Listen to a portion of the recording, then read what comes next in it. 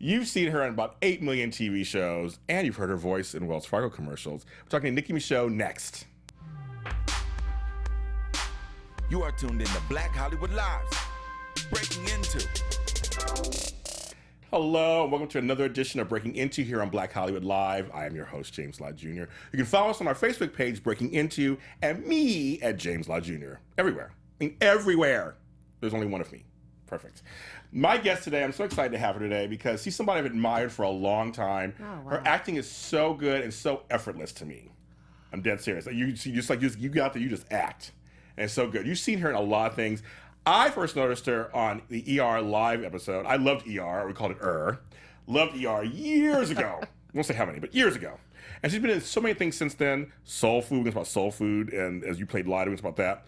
And of course, I loved her on Lincoln Heights as Jen. She was so good on that. She also just finished doing some stuff with TNT, Animal Kingdom. Yes, you did that too. Ladies and gentlemen, my new buddy, my new BFF, Nicki Micheaux. Hello, hello. Hi.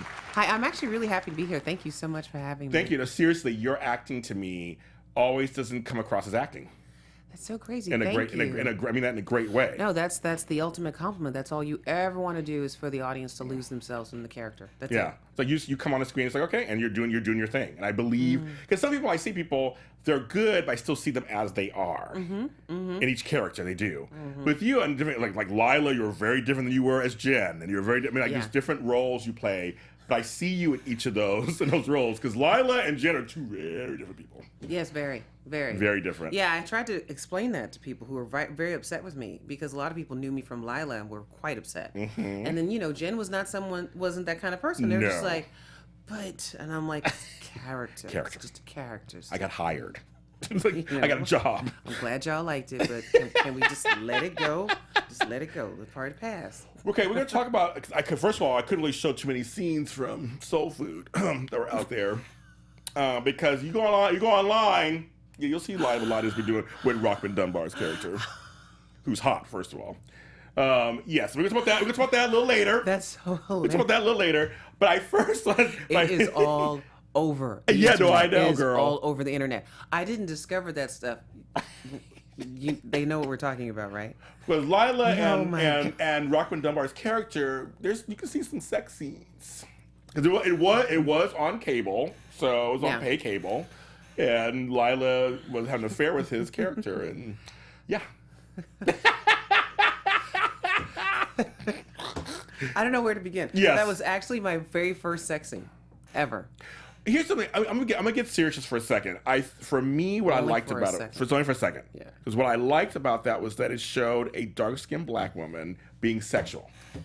Do you know the psychological breakdown I had when they told me you want to be naked? I'm like, wait a minute. I'm the dark-skinned black girl. We're never naked. Right. Like, what do you mean? I just got married 2 months ago. And now I'm like flying up to Toronto to make out with Rockman. I'm like, who's hot. But it just never occurred to me that I was going to be that girl. Yeah. I mean, I was happy to be that girl, but I was so indoctrinated in like, hoe number one, hoe number two. Yep. You don't really get to, they didn't really, you're not really pretty. No one really wants to see the little chocolate girl. Right. Even though I kept telling myself, you're sexy. So, when the audition came for that episode, honey, I threw it down. I was sexy as I had ever could be in my entire life. I was like, I know somewhere deep down I am sexy. I will find it. And so I brought the sexy, and then they cast me, and then it was like, and now you're going to be naked. I was like, hold on. Because I had never been that girl. I was the Honor Society. And I mean, I was like, the one black girl in the honors classes, so I was just basically this nerd chick. Fighting to be noticed, and then you get out here and now you're naked. I was like, wow, that was a total mind trip. That scene was hot too. There's a scene, and Rockman works it out too. Both of you do too. Rockman. I mean, you guys work it out. I was like, Rockman, do we need to get that much air? He's just like, that's what they want. That's what they want. That's what they want. You guys Google the scene. You'll trust me. It's worth it. But I mean, I can't believe that I talked about that. But I love it out in the open. Yes. But yeah. But the thing is, because why I bring that up is that it was until Viola Davis a year ago had a sex scene on TV. And they made a big deal, like, there's no, oh my God, it's like no dark skinned black people have sex scenes. I'm like, hello. Well, you just have to do a little research. Do a little research. But it's still kind of sad. It was like that scene was years ago. We're talking like 10 something years ago, and now. No, there's like 3 of us. Just not enough, but there's more coming. Yeah. We got Keisha Sharp coming up on Lethal Weapon. I love Keisha. So do I love her. There's all these little things coming up. Yeah. So, we're having our moment now. It's sad because I did Soul Food in 2000. Yeah. 16 years ago. I know. Mm-hmm. God, it's crazy. Yeah. I'm going to bring up the dark skin light thing in a second, too. Sure. But I first want to bring up the show that I loved you in this role. There were so many moments I liked of you that I could choose from. This is one of the ones I liked the most, and I'll tell you why. To show this clip. Okay. Hey. I'm so sorry we couldn't make it tonight, but I got some bad news about your grandpa. All talented actors. Every single person in your cast was so talented. There's right. Russell. It's a nice place. That 24-hour watch. It was hard leaving him. I know. But you did the right thing. How was that meeting? Was I right about you staying in other folks' backyards? You'll be happy to know that it was a success. We agreed to meet twice a month. Really? Mm-hmm. Congratulations, that's great. Something else happened you may be happy about. Donnell's mother came. She looked into my eyes. She took my hand. I think she's better, Eddie. How do you get better after that? Okay. That episode, first of all, was such a powerful, I see you get tears in your eyes. That episode was so powerful anyway, because it dealt with the women that you're trying to help, and it's so timely today. Still, that was 10 years ago. I remember that. You know what's so funny is... What are you thinking? I never really watched Lincoln Heights. Oh, okay. So I had never seen that. Oh, okay. Well, part of the way my process, especially when in the middle of it, is I just do it. I don't watch it. I'm not an observer of it, and because I don't want to judge it, I don't want to get involved with it. It's for you guys. Okay. But watching it, there's so many amazing things that I see. One of the things is that it's such a great. There's so much love, and watching me and Russell together is like, damn, they look like a real couple. Yes. Yes. I'm just like, wow, that is like, it's like so beautiful. It's really, anyway, I'm just seeing it. Like, I haven't seen it in probably 8 years. Wow. 8 years. Wow. I can see why people still watch it. It's still very popular. Oh my God. But I remember the episode, the neighborhood. I was so excited when Kathleen, they did that episode because it was fun, and the women and the women's group that we did. Oh, that scene. Oh my God. That scene. I was swept like a baby. I was watching it again recently. I was like, oh my God. We were just ahead of the time. You were. It's still happening now. Yeah. And we were ahead. Think how appropriate Lincoln Heights would be with all of the crime that's going on. Not only the crime inside the black on black crime, but the police brutality crime. Our show was, we were talking about all of this wonderful stuff. Yes, and the Cop Next Door program, come on. We were just a little early, but it's still very, very timely. I want to blow out there, just in case you don't know, Lincoln Heights was on from 2006 to 2009, starred Russell Hornsby, homegirl over here, Erica Hubbard, Ryan Nicole Brown, Michelle Radcliffe, Robert Adamson, which you probably know now on Young and the Restless right now. He plays Noah. Michael Riley Burke, Michael Warren, which that episode was very powerful. He was powerful now. Chadwick Boseman played some. Yep, Chadwick came to live in the house. Yes, there was a lot of people. Every person in the cast, the kids were so phenomenal. You Tina Lifford played my mom. Oh yes, that's She's right. now on Queen Sugar. Okay, so you said some stuff that typically was why I love that scene. It was it looked like a real. It wasn't Cosby Show or any other stuff. I'm not saying anything against them. It looked like a real couple that I saw growing up, or that were in my neighborhood of two brown people in bed talking about the day and kind of what happened, decompressing and showing love for each other. It's beautiful. It was beautiful. Wow. So that's what I said. When you said that, I was like, that's exactly why I liked it. I mean to say thank you. It's not. Yeah, no, I don't. I'm just. I love your reaction. I love your reaction to it. I'm just like, wow, it is. I should watch that. I should binge watch my show. But the show, the thing, why it still resonates is, again, it's timely for today. Oh, definitely. But you guys, Jen was a mother who didn't take shit. But wasn't over the top. I'm saying your acting is always so like it's not acting, because you felt like you were just a mother of these kids. You're a wife to Russell's character. He was a cop. You were trying to hold it down at home. You're trying to work as a doctor. It's like you just kind of imbued that character. There was something very magical about that show from the first day on set when we were doing the pilot. When we all met each other, it all just clicked. There's a picture we took, and we looked like we were a tourist coming down because I had this big sun hat on, which made it look like tourists. But we look like this family, and I swear I've got to find that picture because that was the first day we met, and we just looked like a family. We just because of the feeling we all had for each other. I remember my Sean was 11, I think, when we started. I mean, it was just, and he shot up like he totally shot us. Was so crazy. Like you guys came back. Season 1 to season 2, he had grown a foot, or something crazy. But no, there was a magical thing about our connection. The casting was on point, and it showed black kids of today, well, back then of that time today, that why wouldn't the oldest daughter date a guy outside her race? Why not? Yeah. And that Tay was always trying to find his kind of inner blackness, so to speak. Getting himself in trouble. Getting himself in trouble. Yeah. And the girl was always, she was smart. She was kind of a nerd. She wanted to really do right. So her storylines were really good too. I mean, every storyline was so good. All the storylines were so good. I love this show so much. A lot of good stuff. So how did you feel when you got you did the audition? I guess you made it, that you were going to be one of the leads of a regular hour drama. That's like the Holy Grail, kind of making a lead. I mean, you're second in the title. I had been working towards that, focusing on that, because I had recurred on, like you said, a lot. Yeah. I had been recurring, and I was like determined, because I had made little rules along the way, like I couldn't play any more hookers because hookers weren't going to be a series regular. I'm just keeping it real. I mean, if I was going to win an Oscar, okay, but on TV, no, because I ain't gonna be number 1 or number 2. Come on. It's true. That's true. I'm just saying. Yes. But no, it was just. They paired Russell and I up. The reason why I got it, honestly, it tracks all the way back to ER Live, because that was a show that got me noticed by everybody over at the Bochco camp, Paris Barkley. Okay. Paris Barkley. Because Paris was the one kind of raising, who's that girl? And then I did a bunch of Bochco shows, which got me onto 6 Feet Under. Yeah, 6 Feet Under. But on those Bochco shows is where I first met Kevin Hooks. Oh, Kevin Hooks is a great guy too. And Kevin Hooks directed our pilot.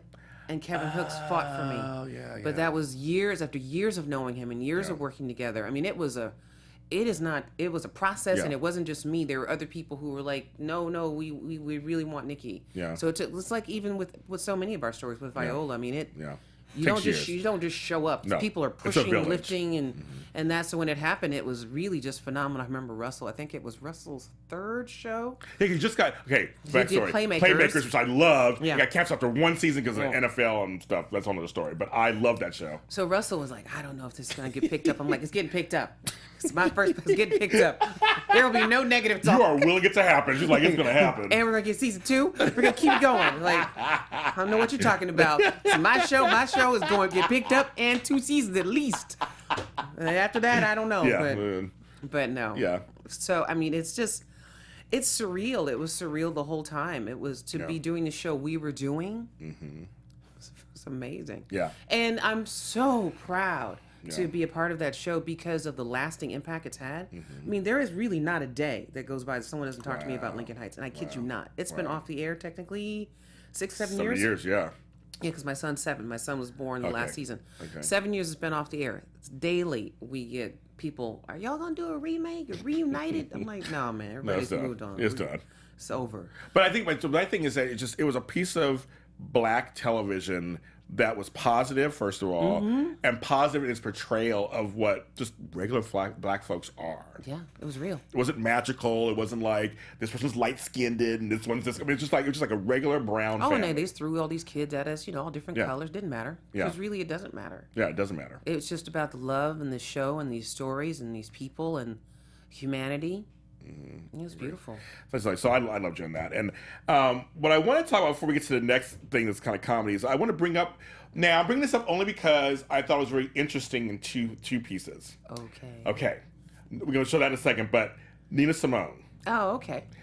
It's funny because when it came out that Zoe Saldana was doing the picture, yes, you were on the short list of names people brought up. And I thought 2 things. I was like, that's interesting because it wasn't like you're just A-list actress they were bringing up. I was like, that's kind of cool that they thought of you as that. Yeah. But secondly, but also a weird kind of... resemblance? Yeah, kind of thing, yeah. Yeah. No, there is. The resemblance is actually Uncanny. kind of, because Yeah. I've seen certain pictures. I'm like, oof. Yeah. Wow. So that was very, very flattering. Yeah, for I'm people sure. to think of me like that, and Yeah. it would just have been a dream come true to play such an amazing role. Yeah. I thought it was just kind of cool that I was like, oh my gosh, my actress is actually being brought up in conversation. It was I think they brought up Mary J. Blige, they brought up, I think Viola Davis, they brought up all these other people, and I'm like, but they brought up Nikki's name too. That's good. I know there was hope. There was like nothing against Zoe, of course, and that kind of stuff at all, but I just thought it was very Zoe's interesting. great, Yeah, she's you a great know? actress. I thought it was But really interesting. I'm a big fan of Zoe. Yeah. Big fan. Me too. Yeah. But I thought it was interesting. They said, like, they brought her name up. Honestly, to have your name mentioned in the list of such great artists. Mm-hmm. Yeah. Hello. I mean, any day Yeah. now, I loved it. Yeah. I loved it. I really did. Well, I always tell people, because I had Jackie Long on my show a couple weeks ago. He did Ringside for TV1, dark-skinned actor. Okay. He's been around for a while. And I said on the poster of Ringside, there was every hue and shade of black on there. And he said, yeah, they directed it on purpose. To show they all... Because, like, we were just talking about this, you brought up a little earlier, because he played the agent, not the boxer. Oh, okay. They reversed it. They made the light-skinned guy the boxer. He said, that's the thing. He's used to playing the one who always... He said even he got conditioned saying, well, shouldn't I be the boxer? They're like, but no, you go be the manager. Like, Let me put myself in the box. yeah, right, yes, exactly. That's what we do. You do. And so, I mean, how hard is it to fight against yourself in falling into the traps of what Hollywood says you Well, should be? it takes a high degree of awareness. I mean, you really do, because you can very easily fall into those traps and stereotype yourself. Yeah. I mean, it's everywhere, which is why, I work so hard to become creating things, writing things, directing things, telling stories, because the power of the media is so pervasive. It's becomes a part of your subconscious. Yes. It's just how you think. Yeah. So if you don't start changing the messages of what's out there and what people are thinking about, it's hard to change the color of the country. It's hard to change the fabric of thought processes. So I'm not surprised, of course. Yeah, People and think these things. it's just so weird. It's like we can dark-skinned people can be less menacing. Light-skinned folks can be menacing, like just a basic. It's like, okay, not all dark-skinned black men, and and it's always this thing where I always say they always let through one or two. It's like, so it was Taye Diggs years ago, was the dark-skinned black man of choice, and Idris Elba was the dark-skinned black. Like, and they kind of throw it now. Morris Chestnut's having his moment again. It's like it's kind of funny, and with women, it's even harder. Oh, well, there's not a whole lot of dark-skinned black women having fantastic careers like Viola. I mean, Right. But you have Viola, Octavia, Lupita. I'm talking in terms of those names. I mean, they're Yes. more and more Yeah, talented we know that. We know people, that. Yeah, we know but that. people who've really popped. Yeah, I know. That's all I got. Yeah, I think that's all I got too, actually. I mean, I'm trying to think anything that's super I'm talking like dark skinned actress. yeah, Right, that's it. chocolate. And it's just like, come on, folks, you guys can act as somebody else. The problem is just the standards of beauty and who's been Yes. in charge of defining those standards of beauty. So when you don't get chosen to be in those roles again, there's only certain women in the leads anyway. They're not. Yeah, right. Hook There's- number one is not the lead. Yeah. And even if she was the lead, then she's Julia Roberts. Right. She ain't even black Yeah, anymore. right. That's true. That's true. So Yeah. there's another one, big film where Stanley Kubrick film, Hooker, beautiful white girl. I mean, I'd have died to play that hooker. I do that hooker with Stanley Kubrick film. What's up with that? Yeah, So- I'd play hooker in certain people's films too if I had to. Yes. My point being that when you don't have the opportunity to do that kind of work, then you don't get seen as that. Then your credibility isn't built up. Your box office numbers aren't built up. So there are just not that many people to choose from. Right. But you bring up a good point of the whole nowadays. Lead in Queen Sugar, Chocolate Girl. Oh, yes, okay, I she's forget talk- her yes, name, I but forgot she was her on name, too. True Blood. Yes, Rutina Wesley. Mm-hmm. Yeah, she's great too. Of course, see now all my actress friends are gonna get mad at me because I know a bunch of We black know chocolate dark- we girls know some on chocolate girls. TV. Yeah. But I think the point being that just who've really elevated into what we call that feature world, Yes. that really well known. Who can kind of write their own So ticket a little bit. please Yes. don't be. Yeah, no, we mad at know me. a lot, and I know some too, and you guys are all great, and you guys are working. But I'm just saying the ones that are the same, similar level as a Julia Roberts or a Meryl Streep and that kind of stuff. We actually were working on a. Don Cheadle talked about it when he was raising money for Miles Davis, and he talked about how you have to cast certain actors because of their box office numbers. So I have written a movie, and the lead's a black female. Now me, I'm Chocolate Girl. I want to cast a chocolate woman. I was having real difficulty with my list. Wow. Real difficulty, and this is why I know the names because and really, it's almost microscopic. But there's so many women who are of a more fair complexion who are wonderfully talented, who can get you the money. But it's like, but That's the story. I don't want to do a chocolate girl because, if I don't do a chocolate girl, but who will? Who's going to do a chocolate girl? Like, who will? If I don't put a chocolate girl in the lead in my action movie, who's going to do that? So, I'm like, who would I be? So I'm going to hold on to that for just a minute more. But that's how I know that there's so few of us. There's so few of us, period. Yes, period. And then it's even smaller. So we can go down to like even the medium browns, like a Regina King, Regina Hall. Child. I mean, it's such a. Then we get into the silliness of black folk. Yes, exactly. I hate to start really giving. The thing is, what is it? The thing you put energy towards, you sort of heighten the awareness of it. Yeah. So I hate to really go down too far with it because it's all such a silliness anyway. I agree. Because we're all so beautiful, and now the people are buying butts and lips and whatnot. I think we're good. Yes. On that, and it's something that we as a people just kind of need to let go and keep I going. always want to say that the number one color in Hollywood is green. Mm-hmm. That's the color. Well, that's what everybody wants. Yeah. I mean, I should tell people the whole black white issue. It's actually green is the color. If they feel like you'll make them money, they'll cast anybody. They'll cast a dog. They'll cast a bunny rabbit in a film. If it's for most parts, they think. I don't know because a lot of times it's always been that whole thing of. It's always been done this way, so they don't make any. Well, that's the tricky part because it's always been done this way, so they only have certain talent pool to pull from.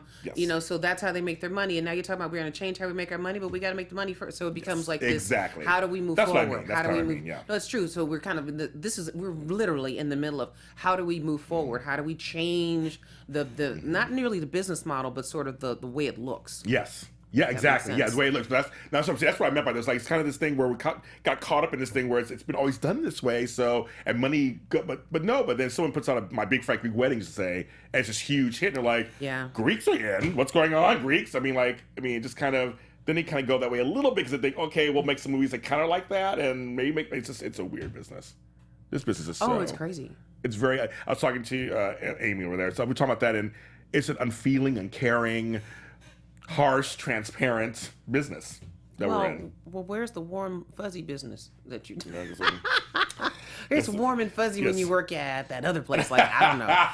Every job I've ever had has been sort of, it's a cold world, baby. It's a cold world. It just seems even stranger in this business. I don't know. I'm just like, maybe not. I mean, I've been a nurse, so maybe I've seen weird stuff there too, but I just think it's, hey, this crazy thing called humanity. God, that's very true. Now we're gonna do a little fun moment. This is hilarious, and Real House Husbands of Hollywood is so genius. Love it. I mean, Kevin Hart, it's genius work, and she has something that's really funny. Let's show that clip. Okay. It's just a Twinkie. No, Nicole, you don't get it. Mellow yellow. Grab my pocket. What? I said grab it. We got a problem over here. Yeah, I got a problem. I got a problem with you trying to marry my girl. Your girl? You better step back, homie. She belonged to me. Look at her. She's pressing her balls up against her. She's a lot of woman. What? Oh, that's what I thought.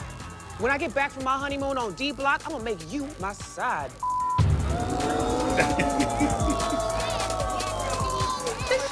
You want some of this? Then bring it. Oh, yeah, I got it. Bring it. Bring it. Bring it. Oh, dance off? Yeah. We gonna dance? What's up? Okay. This is Jersey, baby. You don't know nothing about that. Bring it, Jersey. Bring it, Jersey. Come on. Come on. Oh.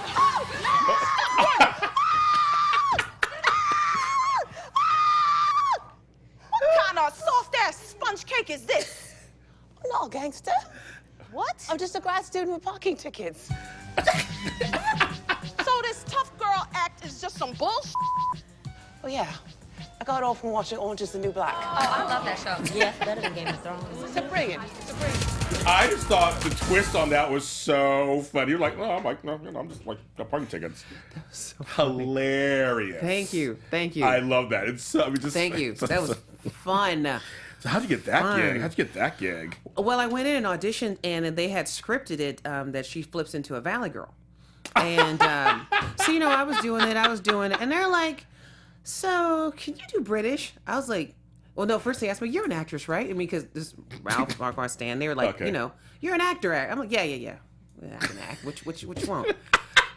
Do British. I was like, okay. And so we did it, and I just flipped into a British dialect, and they were just like, and everyone just cracked up. I'm sure. Just cracked up. And I think I did that better than I did Valley Girl, which is funny. Yeah, you think. Because I'm actually a Valley Girl. I mean, I actually did grow up and like, yeah, totally cool, man. Like, oh my God. Oh my God, like totally. Oh my God. Totally. Like, what is that? Gagging with a spoon? Like, oh my God. Yeah. Totally. No, totally. Oh my God. Because it was all those other. Anyway, I'm not gonna go down there because I grew up. I'm from the suburbs of Houston, Texas. Oh, how funny! Oh, how funny! So it was kind of funny that but whatever. The British thing was great. I look because wait. So I thought that show was also. I know it's part script, isn't it? Part improv too. Way improv. But the script is it's scripted. So it's okay. And then off you go. Oh, okay. And it's scripted. And then there's situations, so. Yeah. Oh, got it. Okay, got it. But I just thought all of a sudden she was like, oh, she's not that hard. Okay, what a great twist. It was fun. It was fun to play that hard. Oh, I'm sure. That too. I don't think I've ever done a job where I literally had no makeup on and like did stuff to make it look worse. Wow. Even like I accentuated the flaws. Right. And I did cornrows. Yeah, it was kind of crazy. I look at it, I'm like, no, you had to do that. That was real. Yep. It was raw. Love it. What's a good question for women? It must be hard to do roles with no makeup on. I only know what it's like to be a little chocolate girl. And that's why when Viola did it on, I was just like, yay, the bravery, because it's just, well, first of all, it's maddening what they expect from women and how you look. It's maddening. It's just maddening. And I'm at the club. I don't go to the club very often. Okay. But I'm at the club. I was at this big, huge Hollywood club one night to celebrate somebody's birthday. So I'm not there often, so I'm mostly looking. And what I'm noticing is the girls are just done up, heels, skirts, hair, and I know they have put some energy into that. And the guys are like wearing a t-shirt and a hat. And I'm like, come on. You putting all this together for that? Right. I mean, he barely rolled out of bed. You actually it took you a day, a whole day. And then, come 12 o'clock, you're barefoot, running around looking. Come on. Tired. Come on now, dude. Now, because you've done so many guest spots on shows. Yes. And I've always asked the people who do like guest spots, how is it coming onto sets for you? Do you have a certain way? Okay, there's established cast already on there. They've been working together for a while. You're coming off of this 1 week or an arc. I just ignore them. You know? No. It's like, how's that work for you? Like, what do you do to just like come in and say, I'm here to do my job? Most people are pretty cool. Okay. You just, I've done it so long, where your character fits into the scheme of things. And you just come in, you do your part, do your thing, It's all good. It's just kind of like blind date. Do you ever have roles that you come on? I like that. You come on. That's a very good analogy. That you come on and you're like, God, I wish this was a real. I could just stay here. And then, what are you talking about? All the time. Yeah, it's all the time. Are you talking? Every role, you're like, I stay. Does this character? I know she's bleeding profusely and missing her head, but I was thinking she should come back. Yes. No, all the time. Are you kidding? You just want another check. You just want to keep working. But no, really, truly. The thing there's some great parts about guest stars is that you can have a wonderful arc in the episode. Yeah. Like you can really have a nice story. Even better if you get a chance to recur. But you always want, well, how far can we take this character? What can we do? Always. Yeah, because you're already putting the work into imbuing the character with whatever needs to be has to have happen, and now you're inhabiting the character. You want to continue, obviously. Of course. Yeah, you want to continue. Well, you want to act. Yeah. You just want to act. When did acting first come to your life? Actually, well, I did a little bit in high school, like very tiny. Like I did like the chorus. I didn't have a speaking part. They wouldn't give me a speaking part because when I was auditioning, my leg wouldn't stop shaking. Oh, wow. Seriously, my leg would not stop shaking. So they were like, okay, Nikki, you can be in the chorus. That was all I could do. So my big moment was curtain call. That was my big moment. So, thank you. Did you see me? Curtain call in my skirt? That was my big moment. So I didn't really consider myself an actor. I just was, that was the extent of my acting career. So when I went to college, I just... my roommate was a dancer. Oh, okay. And big theater girl, dancer. She was really into that from Berkeley. Oh, okay. And so she was like, oh, we should take an acting class, And I thought, yeah, easy A, because I was pre-med. So I thought, I'll take this acting class. But when I really acted, when I did my first monologue, it was over. And that's all I ever did. I did really... You went from pre-med to acting? Yeah. I did. How did your parents feel about that? Not good. Sure. No, that didn't go over. Oh my well. God, I'm sure. Oh my God. That didn't go over well. That is crazy. I'm like, but that means that you found your calling, though. It's like you seriously, you said you did the first monologue, you were hooked, you were in, mic down, you're in. Well, it took some time because my parents wouldn't pay for me to get a theater degree. Ooh, interesting. No, I had to continue. So I switched from pre-med because I couldn't keep doing all the plays and studying molecular biology. No. So it was too intense of a schedule. So I Yeah. switched to pre-law because it was more writing and reading. Yeah. And I could do that and then do the play. So they would pay for that. Yeah. Because my parents paid for my college education because, I told you I was from the suburbs. Yeah. Just wanted to mention that. So make sure we're clear, I was fortunate. So since I knew I was fortunate enough to have them pay for my education. You were smart. The theater degree was never going to happen. Yeah. So I just took all the classes that I could and got a degree in political science. Okay. Jesus, okay. Yeah. Wow. But you were smart. You were smart. You're like, okay, I ended up going to get a PhD in political science, and then I left to pursue acting. Okay, well, here's a question for you. So, all the political science and the degrees, yes. Do you use any of that in your acting at all? Well, I don't really think so, except the research. Okay. When I'm researching a character, looking into a character, but more I use it in when I'm writing my sci-fi. Okay. That's really where all of my policy wonk Yes, stuff. I'm sure. Because I'm way into that. I'm way into history.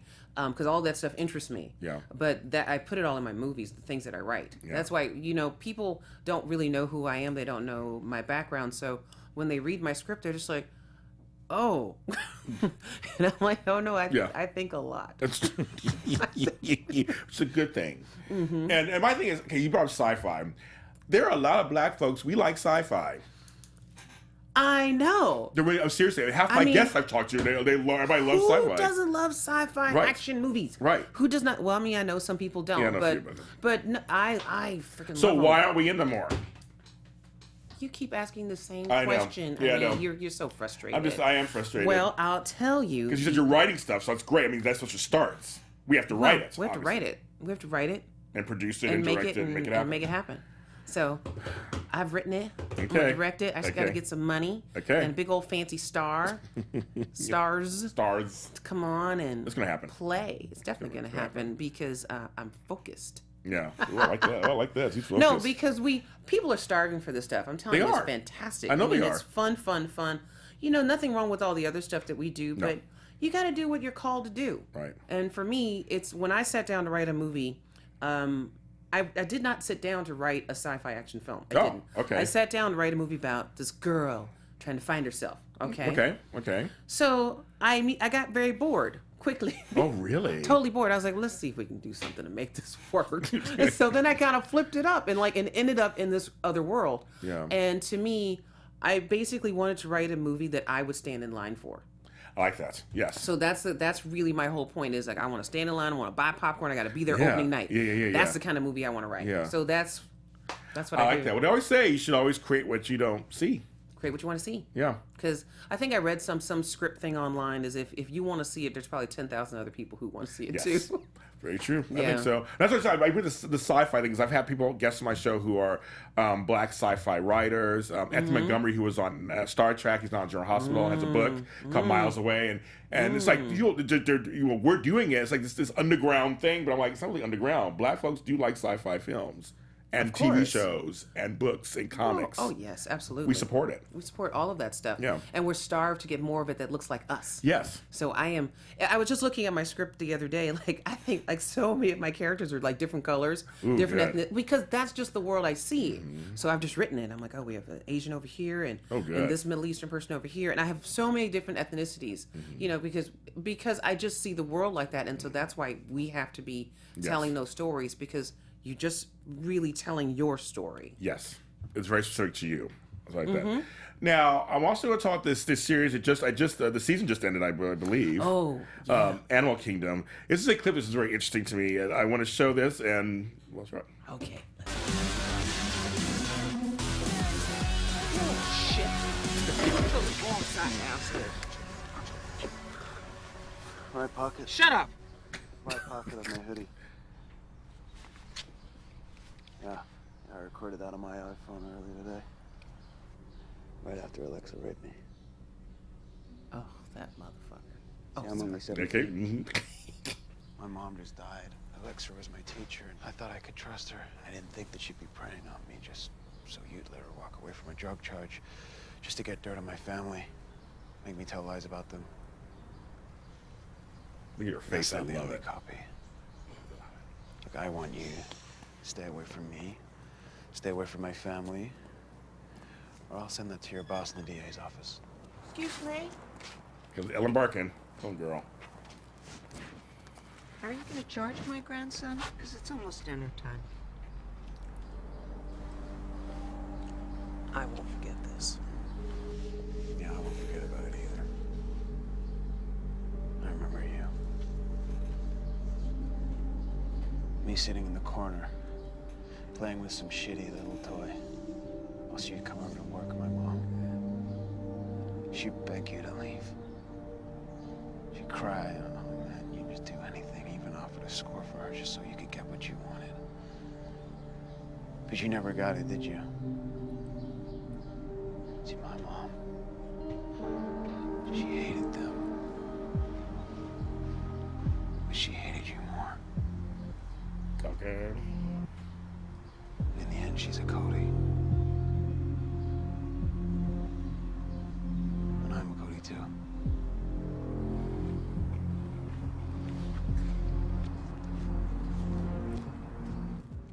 I love this scene because I love it. Shows another side of your acting, of course. You're so annoying. You bitch seemed the white boy got all the lines. No, I mean, but come on. but here's the point. You're acting with him. Yeah. He had to act off of you, obviously. He was really Yeah, good. he is quite But good. your acting was like you went from emotion. You went through the emotions like of I got you to you kind of got me. No, that's another side of you. To me, it's like another side of you. Yeah. It was an interesting scene to me. Well, actually, I make a joke about you, but it's a lot of people's favorite scene. Yeah, it is. I love it. A lot of my fans were with memes. Yes, memes yes. of that scene, retweet. They're talking about that is like their favorite Yeah. moment. Yeah. Because like, and they all talk about her face. Yeah, your face. Your So face. Her face. She just was. I don't know. Like she could, if looks could kill. If looks, I mean, it was like He would have dropped ooh. dead. And she was cold. Ooh, you were done. Or she, excuse me, the character was done. Yeah, no, she was cold. Because she was like, She was "How cold. dare you? You think it?" I felt like if no one was around. Oh yeah, there's a whole a lot of restraint going on right there. That's what I mean by your acting. It was so just like believable. It was just Thank like you. completely in that moment. You were that cop and you were pissed, and he had something on. He had something above you, and you were like, "I want to do something to him, and I can't." Yeah, no, that's great. Oh, thank you. I love it. I love your acting. And so, Thank you. who is the other cop with you? I've seen him Dorian. before. Dorian Missick, Southland. Yeah. That's what it is. I love Yeah, Southland so much. Southland. Speaking of Regina King, Yeah. I loved him on that. And loved working with Regina King, which I got to do on this did. episode. Oh my God, That was- Regina not this King- episode, but this show. Oh, yeah, Regina King is the bomb too, of course. Yeah. But so he's your partner on the show, and so I was like having a cop and the partnership and that He's kind like of thing. my partner. We're not sure exactly what our relationship Oh. is. No, I don't mean like that. I mean it's because I'm a detective, he's an officer, but we're not really sure. Oh, Because okay. he was so unhappy with so much of what I was doing. So we'll see. I can't wait to see what they do next year. So you're basically really embroiled with this family on some level. That makes it really Something. interesting. No, and then now that they've added that I was there with his mother like X Yeah. amount of years ago, it's like, Yeah. okay, so this is really interesting. This Yeah. is really so it's fantastic because we go back to work soon. Ooh, TNT folks. 2017, yeah. Yeah. And how's Ellen Barkin? Fantastic. Come on, and it's about The actress. entire cast. I mean, this was interesting. You talk about showing up as a guest star. Excuse me. The minute I came on, immediately you were just a part of the family, and Oh, everyone was wow. everyone's very cool. I had worked with Scott Speedman forever ago on Felicity. Felicity, yes. And so he's just a sweet person, and Ellen's very gracious, and the other actors are, everyone's super talented and very nice, and John Wells and all the writers. It's a wonderful little family. I love being on that show. I Yeah, really John do. Wells, a big name. That's a big name in Hollywood. Back to ER. I know. Back to ER. It's true. Back to ER. Is that funny? Back to ER. Mm-hmm. The thing about Hollywood, I'm finding, if you find the same thing, is that people like working with people they know will show up, do the work, and they like. I mean, you just never know. That's what everybody would like. Yeah, but I noticed that in Hollywood especially, you see the recurring themes of saying, oh yeah, I worked with them on this 20 years ago or this 5 years ago, or they remember me. Because you mentioned Paris Barclay, which I'd love to meet one day. He's a fascinating guy. Oh, he is. Who's been around for a long time, a lot of direct. I mean, he's been around for a long time. And a lot of major shows you guys out there he's been a part of. You said he remembered you and got you kind of along. Well, he was the reason I was brought over to NYPD Blue. Wow. From what I heard, that's what the casting director told me. What kind of director is he? I always want to ask somebody that. What kind of director is he? He does such great work. He's great. He's good. I think I've worked with him as a director 2 or 3 times. Okay. I lose track. Yeah. But he's really, really good. He knows exactly what he wants. He's wonderful to work with. What kind of directors do you like? Do you think that bring out the best in you over the years that you found? My favorite directors, I think my favorite directors are always actor directors. Ooh. Directors who are actors. Okay. Because it's like they speak your language. Like Cameron Hooks was an actor for a while. Cameron Hooks, another Regina one. King. Yeah.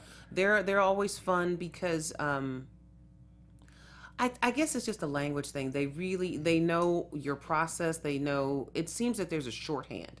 Or it could be all me. It could be just because I know they were an actor, I can let down my guard and go, hey, listen. You understand. Yeah. Let me explain it to you this way. Yeah. In a way that I may not do with another director because I may not assume that they understand what my thought process is or... Makes sense. You know. Makes sense. Like if you flub a take or something a couple times, you just can't really get it. You can talk to the actor director and go, you know how that goes sometimes. Well, like I remember on Animal Kingdom, and it was one of the first episodes that I was really, had some dialogue and really shooting the character. So I'm trying this and trying that. And, Regina was like, great, let's get it. And I was like, I think I should do one more. And she's like, you think so? I'm like, I really think I should. And so we did, and she came up to me and goes, you were right.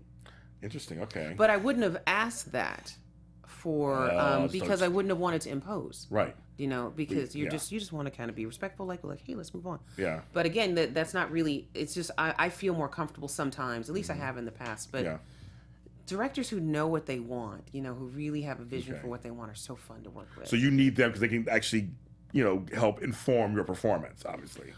Well, yeah. On some level. It's direct. I love work. Oh, I have a feature director I love working with. Ryan Prowse, who I worked with in Narco Corrido, and we just did another film called Low Life. He's great to work with because again, I don't know, there's a camaraderie, and he's not an actor, but we're able to just talk about the story and talk about things. And so when there's a communication and when there's time to actually communicate, so much of TV is fast. I'm sure. Since you get it done next, you get it next. TV's super fast. I mean, like the directors came through so fast on Lincoln Heights, it made a head spin. Wow. I mean, it was just like, and we're off and yeah. So because it just you're moving very, very quickly. But when you have time, like in a feature when I'm working with Ryan, we get the chance to really think about things, talk about things, massage things, just little stuff so that when you get on set, there really is this shorthand. Got it. And the day goes very quickly because... We talked about it already. We kind of worked this out a little bit. We got it. We're good. Yeah. But that's the difference between film and television. Yeah, it's very different. And people who do soaps, it's even more pronounced than that. Where it's like there's only one take, you do it next. Take, you do it next. That's interesting. Okay, it's very fast for them. Very fast for them. Theater. It's like theater. Yeah. Is there a role you like to play out there that you want to play everything? She's supposed to play everything. She's ready. But just something you've always now you've been an actress for a while. You're thinking, I'd like to play that. Well, I still love Shakespeare. Oh, I can see you doing Shakespeare. I've always loved Shakespeare and like the big ones like Lady Macbeth. Yeah, I can see you do that. Yeah. No, that kind of thing. Even though I don't pursue theater. Yeah. I mean, because I know that I want to direct film. And I have 2 kids. Yes. An acting career. You gotta pick and choose. Yes, you do. Where you spend your time. Yes. But that would be my dream. Would be doing Shakespeare. Would be great. I can see you doing it. I love Shakespeare. Shakespeare is why I really became an actor. Wow. All right. Having kids and being in this business. Yes. How do you ground yourself? How do you stay grounded on some level? I mean, for me, I have a garden. I go in my garden. The kids actually help a lot because. No matter what's going on through the day, I put them first. I take care of them. Like I said, I'm a single mommy and I'm divorced, which basically means I'm a single mom. Mm-hmm. But I do get a child support check, so it's a little different. Okay. So it's a nice little thing there. Yes. So I ain't fully alone. I do get every other weekend. Yes. Thank you. So, but I do a lot of it on my own. So the kids are really grounding because, it's always reminding me now it's time to stop and take a break. Like we just got back from a little vacation to Mexico. Oh, good. Okay. And the kids and I are already planning. We want to go to, well, I wanted to go to Italy next summer. And the kids insisted that they need to come with me and have convinced me that they'll be okay on this trip. I said, well, it's just going to be a bunch of museums and old buildings, guys. All right, look, so don't bother me. How old are they? 7 and 11. Oh, cute ages. And then my 7-year-old says, oh, Mom, I'm cool with that. Okay. I said, done. So they're what grounds me because it keeps me focused on, well, one, taking a break, and two, just the little things, just remembering, like, let's just have fun. Let's just do nothing. But I feel incredibly blessed. Yeah. I feel incredibly blessed because I can't believe how successful my career has been. Yeah. I mean, You're a working actor. I'm really successful. I mean, because I'm not famous like other people are famous. Right. But I don't want for anything, and my children have everything they could ever want. Too much, really. Yeah. And I just feel so blessed to be able to do that as an artist, to be able to have the time to work on my next evolution as an artist. I mean, those are amazing, wonderful things that when I left Colorado to move here, like in a U-Haul with nothing. With nothing. It just, I don't think I ever imagined it would be quite this wonderful. It's a very fulfilling thing. I love acting. I love writing stories. I love directing. And it's just completely fulfilling for me. And to be able to just do that, you don't need a day job. Yeah. It's unbelievable. Gratitude. So I have the time. So the success of my career allows me the time to focus on the things that ground me. Because so many of us artists are struggling. So you're robbing Peter to pay Paul and doing this, and so it's hard to be grounded when you don't even have a moment to yourself. That's true. That's not on the 405. That's so true. That's very true. So the reason, part of my being able to be grounded is because God has really blessed me. Yeah. And I try to look at the blessings of my life and spend time into that and invest into that. And it just becomes even richer. Yeah. So I thank God literally every day. Oh, gratitude. So blessed. And it's another thing is because you know how they used to make fun of black people? Yes. Because they get up on stage and say, I want to thank God. Yes. Honey, I'm going to thank God longer. I was like, y'all don't know. I thank God. I'm going to tell you one more time.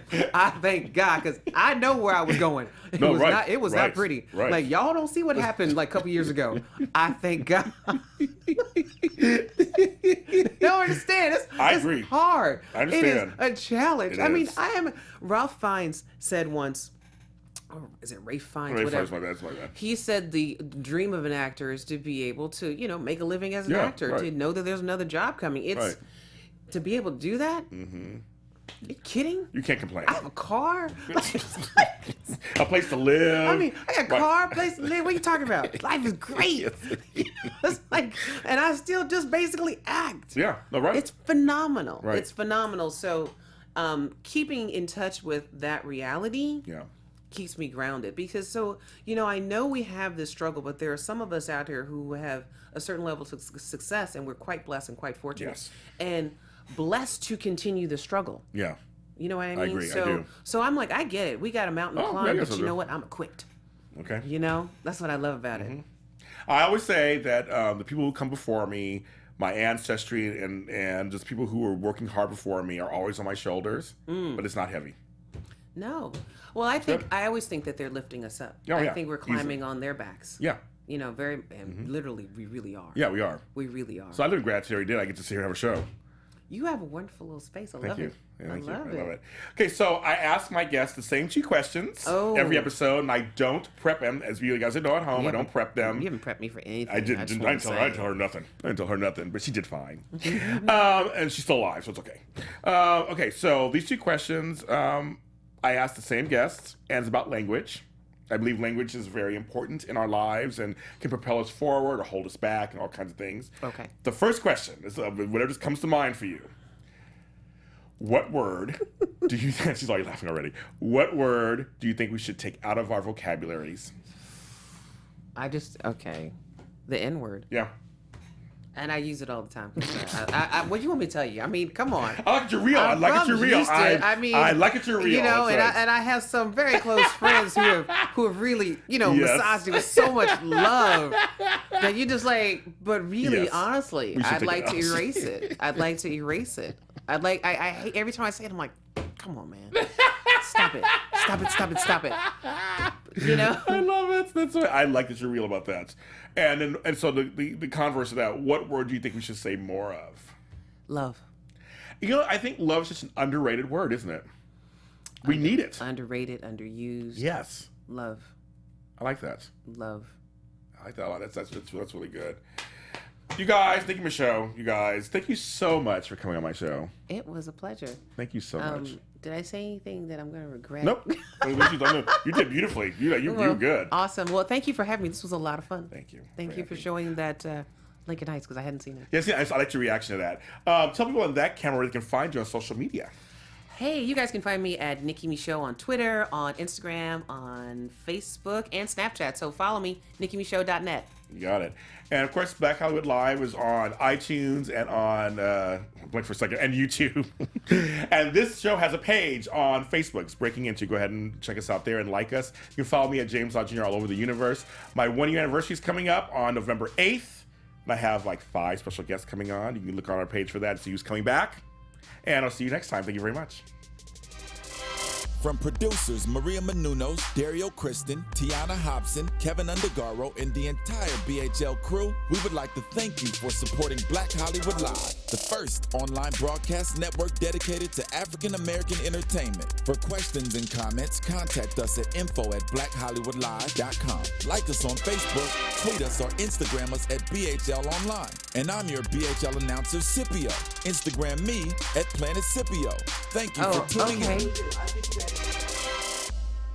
The views expressed here are those of the hosts only and do not necessarily reflect the views of BHL or its owners or principals.